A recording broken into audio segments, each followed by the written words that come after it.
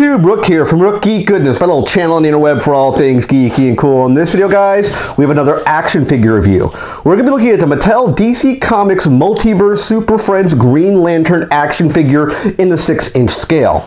Now, everyone who probably watches my channels, if you're a new subscriber or an existing subscriber to my channel, I'm a massive Green Lantern fan. I've always loved Green Lantern since about the 90s when I really got into actual Green Lantern itself. But I've always wanted to throw back to that traditional 1978 Challenge of the Super Friends cartoon figure, and Mattel has finally delivered. That's right, guys, I finally got my hands on the old school cartoon 1978 version of Green Lantern. I've always wanted this type of figure come into action figure form, but they've never made one until about the end of last year, 2017, when this figure actually came out. Now, this is a Walmart exclusive figure, exclusive to Walmart, but there's no packaging mark saying it's exclusive to Walmart. So with that being said, let's go into a full breakdown. We're going to look at the packaging as a whole. We're going to remove the figure. We're going to look at the paint, articulation, and accessories, and conclude the video and final thoughts for you, the viewer. Should you actually purchase the Mattel DC Comics Multiverse Super Friends Green Lantern figure?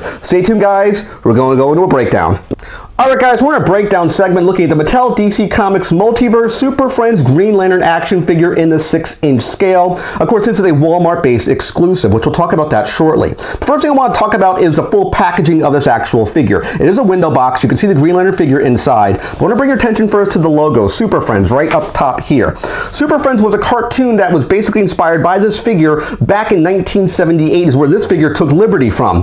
Before that, you had the original Super Friends cartoon, which never had Green Lantern. The second series, which I believe was called the Super Friends Power Hour or something along those lines, was the second series of the actual Super Friends cartoon. The third series was Challenge of the Super Friends, which of course Green Lantern joined the Justice League of America, but they also debuted in that particular season the Legion of Doom, the bad guy version of the Justice League, which you had a bad guy member for every hero. You had, of course, Green Lantern, and then you had Sinestro, which Sinestro debuted in that cartoon as well. I believe Sinestro might have shown up in an older version of the Green Lantern cartoon prior to the Super Friends cartoon as well, just so everyone will know that right now. So let's actually look at the packaging further. So you have across here, you have DC Comics Multiverse. The DC Comics Multiverse line is an all-encompassing umbrella of other sort of figured ways that can be attached to this, meaning you can have comic-based themed characters, you can have TV-themed characters, you can have movie-themed characters. All of it is encompassed underneath the DC Comics Multiverse sort of banner here. Now, if we go down further across the figure, you see the figure within, and you might see a kind of like little shimmering item in the back, which is a cardboard lenticular item that plugs into an attached base, which we'll talk about that when we get this guy out of packaging. On the bottom here, you have a picture of how Green Lantern looked back in the 1978 cartoon Challenge of the Super Friends. You have the name here, which says Green Lantern from Super Friends. And down here, you have sort of a shimmery thing here, which says collect card and stand, which is sort of a shimmery sort of effect right there. I couldn't even read the actual writing.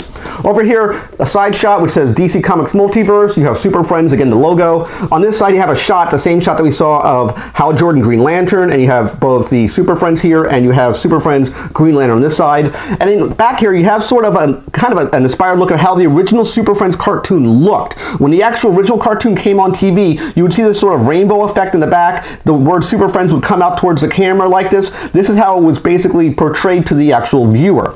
Over here, these are figures that will be available in the wave. You have Batman, Superman, and Aquaman, of course. So what we're going to do is come back from a cut in a second with this figure out of packaging.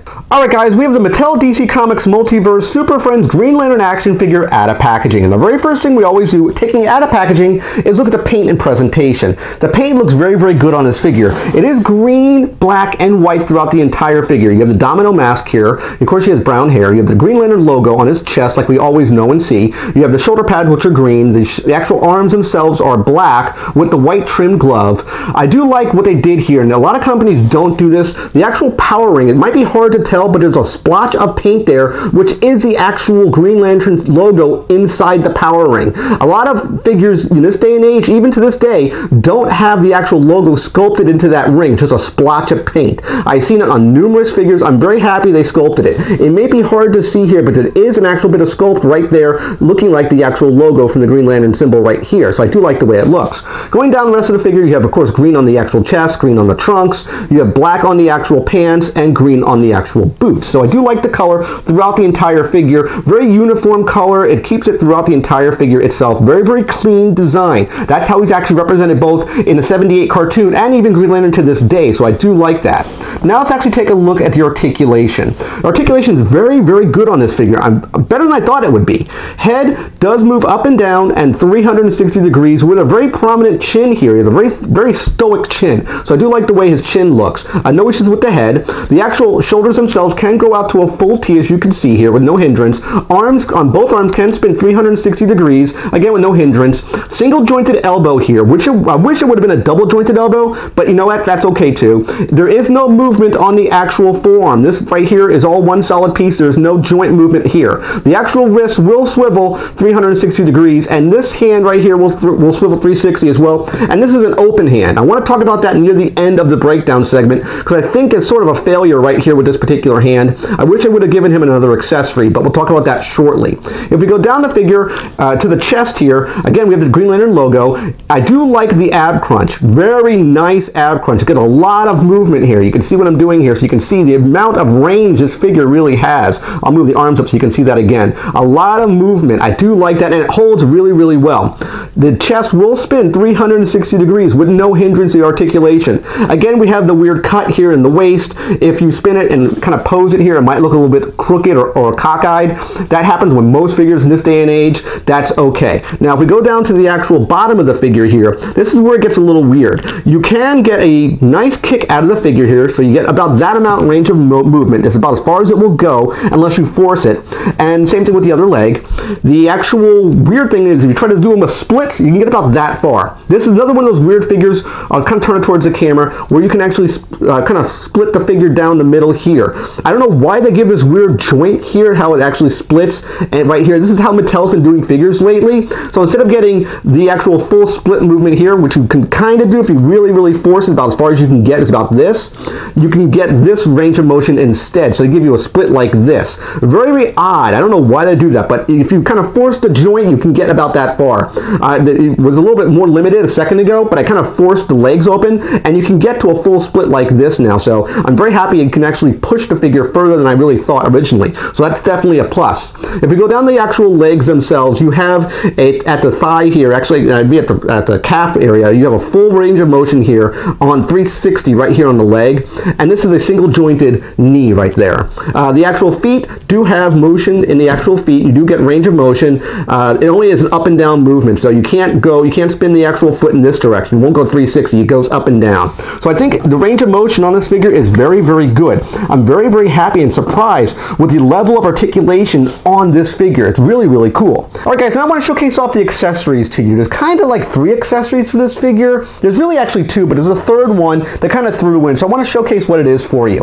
There's sort of a backdrop on the inside insert of the actual packaging, an old school Hall of Justice insert. This is all cardboard. You can display the figure, I guess, next to it if you wanted to. Something like this if you were going to go down that road. So you could do something like this if you wanted to. It is rather flimsy. I do not recommend keeping this thing. I mean, it's going to just fall apart and break down. I don't think it's a good item. I wish I would have made it out of better material than just, you know, this really cheap cardboard. But it is what it is. I wanted to show this to you guys. Now let's actually look at the 2 real accessories this figure comes with. One, he has this really neat Superfriends stand. It has the Superfriends logo here, and it has one single peg point, which the actual figure can stand on, which is peg points in the actual feet. I didn't tell you about that yet, but I wanted to show it to you now. There are 2 peg points in this figure's feet. Now, here is a misstep, in my honest opinion. I wish they would have given you 2 peg points on this figure. It would have been nice, because 1 peg point, you can move it a little bit, from what I'm seeing here, to get a little movement, but I want the figure to be secured on the stand. I don't want it to be kind of, you know, off center. I want it to feel nice and secure. And it does look okay. It's not the greatest figure stand. Again, it is nice looking, and you have this sort of slit that runs across the back. Speaking of the slit, you have this thing. It's kind of lenticular. It's kind of coming off really, really weird. Kind of the light's being thrown on a very awkward point on the camera. But this is basically like a throwback to, let's say, a Neil Adams design from the old school Green Lantern design. That's what it looks like to me. He's kind of in an action pose with a picture of the actual power ring right there. I do like the way it looks. On the back, it does say the word kind of cut off from Friends. So what you can do is you can slide this kind of, it is a piece of cardboard. I don't think it's the greatest material. They could have made it out of better material. You you can display it like this, or you can take it out. It's up to you. It is thicker than, let's say, the WrestleMania WWE figures I've seen, or normal WWE figures themselves, which had cardboard inserts. This is much thicker than that material, but I think it should be even thicker than that. It should have been maybe a full lenticular piece. I think that would have been nice, having even a sturdier piece of cardboard if you wanted to give this as an accessory. So if you want to see how it looks like all together, it would look something like this. Even I'm having issues with the peg point here. Just kind of get it situated right there. This is how you kind of would display it. I'll get it really close to the camera so you can see how it looked like. And I don't mind displaying it like this. I think it looks really, really cool. I do like the effect here. I do think it looks really neat. One other point I'll get to when I spin this back around here, and I'll take it off the stand, is his open gripped left hand, which would be your right hand. This to me is a misstep. And the reason why I'm saying this, guys, is that he actually did have a power battery in the actual 78 cartoon. He's used it before in the actual cartoon. I don't know why they didn't give him a power battery. I would have had no issue getting rid of the stand and the backdrop here and giving him a power battery. I think that would have been such a cool idea, having an old school 78 power battery instead of like the newer design power batteries that we see in this day and age. But that would be the only misstep I see here. It is an open hand. This hand is open. It's not a closed gripped hand. So I think that would be the only other misstep I would have here with this figure, besides not having double jointed elbows and knees and having a sort of flimsy kind of backdrop card. That would be the only other problem I would say which exists for this figure. So that being said, guys, let's go to final thoughts and wrap up this video. Alright guys, final thoughts on Mattel DC Comics Multiverse Super Friends Green Lantern action figure, which of course is a Walmart exclusive. First things first, I don't know why they didn't give us the Walmart exclusive logo on the packaging. I didn't mention that in the breakdown, but I don't know why we didn't get that sticker. I've seen some figures that have it, some figures that don't have it from other type of titles. Like Black Panther, for example, will have a Walmart exclusive. This is a Walmart exclusive figure, but there's no sticker that says that on the packaging. I really like this figure out of the gate because I am biased towards Green Lantern, so everyone know that now. I love taking the old inspired 78 Challenge of the Super Friends cartoon and modernizing it with this type of design, paint, and articulation. I think it looks awesome. It's a great figure to get. I highly recommend buying this figure. Definitely for the $20 price point, pick this figure up. Now there are some shortcomings with this figure. They didn't give us an actual power battery. He has an open hand which would have held a power battery, but there isn't an actual power battery with this figure. They gave us this really chancy backdrop from the Hall of Justice, which is just trash, and we have this stand with cardboard insert. The insert is okay. I like how it looks here because it's shiny, but it's not very durable. Just moving it in and out of this little stand here a few times, I've already started damaging the corner of this, putting it in, so it's very kind of it's not very durable. More durable than it should have been, in my honest opinion. It does say Super Friend piece of it on the back, so you need all 4 figures to complete the actual sort of diorama piece here to spell the Super Friends out across the back. This is using, let's say, Neil Adams art design. That's what it looks like to me, rather. I think what they should have done was taking that backdrop, the actual backdrop for the Hall of Justice, this stand, the actual insert, and the black stand itself, and they should have taken that money and made a power battery for this figure. I think this is what they should have done. I think they went in this direction. I think it was a wrong choice for Mattel to do. I do like the actual figure stand. It does hold the figure okay, but I wish there was another plug point on the actual foot. It does hold, but it doesn't hold as well as I would have liked it to hold. You know, it does stand, but you know, to me it seems a little cheap. I wish it had 2 plug points so that the feet would hold well. Again, another sort of negative would be, I wish it would have had double jointed elbows and double jointed knees. In this day and age, you're expecting figures to have the double jointed elbows and knees. To me, it's unexcusable for Mattel not to include something like that. But in all, I highly recommend this Walmart exclusive figure. If you're a big action figure fan, if you're a big fan of old school vintage sort of looks and design, even if you're a big fan of Green Lantern or DC Comics, I definitely recommend the Mattel version of the DC Comics Multiverse Green Lantern from the Super Friends cartoon. So that being said, I hope you liked this video. Definitely click the subscribe button, which is a picture of my face. When you subscribe to my channel, click the little bell icon to be notified of my latest videos. And last but not least, you can click Windows over here to watch more of my content. Take care, guys. I'll see you next video, and bye-bye.